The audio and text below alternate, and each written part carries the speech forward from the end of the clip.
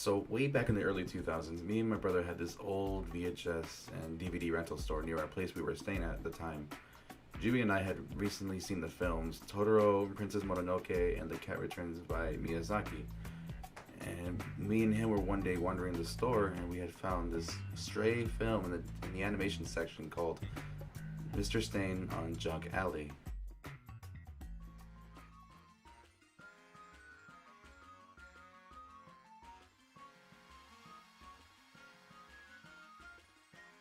Also known as Garukuta. This was also made by Ryuji Masuda.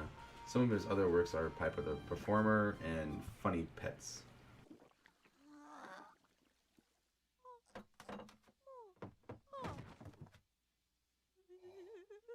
And this. I have no clue what's going on, but to me this looks like Katamari Damacy minus the cute and charm in that game. This show was something I admired and was creeped out as a kid when watching this for the first time. For one, this show had no dialogue whatsoever, so you're going to be seeing a lot of this. This kind of reminds me of the way the PS1 models would talk in Resident Evil 1. Who are you? What are you doing here? Hold your fire! I'm a human!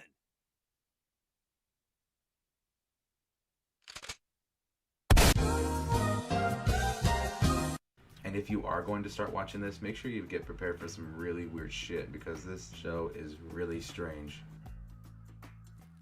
And maybe some of this.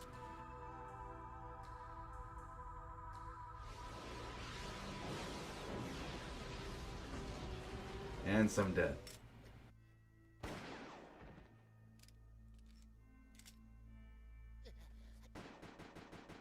This show was meant for kids. But I could see what this show was trying to teach you. Like pushing away your friends could lead you to needing them the most when things had gotten way out of hand. Or like if you had an unhealthy obsession, you need to make sure you take care of yourself before you hurt yourself and those around you. Or sometimes you just gotta eat when you gotta eat. Even if you did have that baby fish, you're starving to death, so you gotta do what you gotta do. Well, let's move on from that. I'm not too sure if it's an art style he had in mind while making these, or this is as good as the CGI gets. Okay, so what is this show about? Well, from what I can understand, our main characters, Stain and Palvan, these two homeless people were the main characters of this show. Well, a man and cat, I must say. And they're just hungry and live their daily lives staying in a broken down building. While this concept may seem normal, their daily adventures are not. But since there's no backstory, in the fuzzy background in one of the episodes, there's a small poster in the background saying missing right on top. So it comes to me that either he just ended up here in the alley or just got tired of his life and just wanted to start anew in the alley. I don't know. I have no idea what the backstory could be. Please send something in the comments. I need help on this. I have nothing for you. But anyway, these two go on some wild adventures, like finding a magical crayon that can bring things to life and or destroy them. Care for a cat, and then the bigger cat gets the shit kicked out of him.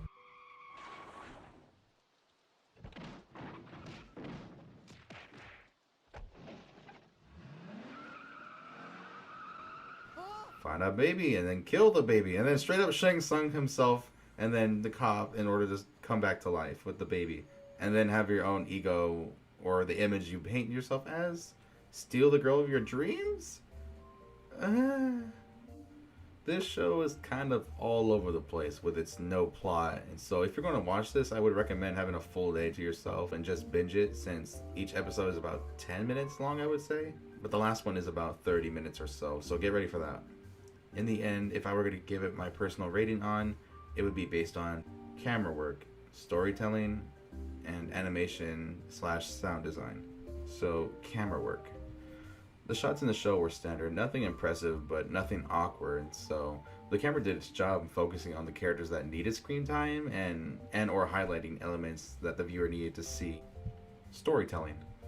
There really isn't any sort of storytelling, since it's more so situation of the week sort of deal, but some episodes do have it, and it's kind of in an interesting way where they kind of have facial expressions to tell you how they feel or how they respond to certain actions of others around them. Finally, animation and sound design. The animation isn't bad, things like paper, rope, and move in a realistic sort of way, but the characters do not, where something is supposed to be fast but it looks slow and floaty, sort of like Mortal Kombat 1's jumps. The sound is okay. Standard and overused sound effects are used throughout the entire show, and so it gets kind of annoying to hear the same sound effect being used over and over again. And with that, here are my scores for this film.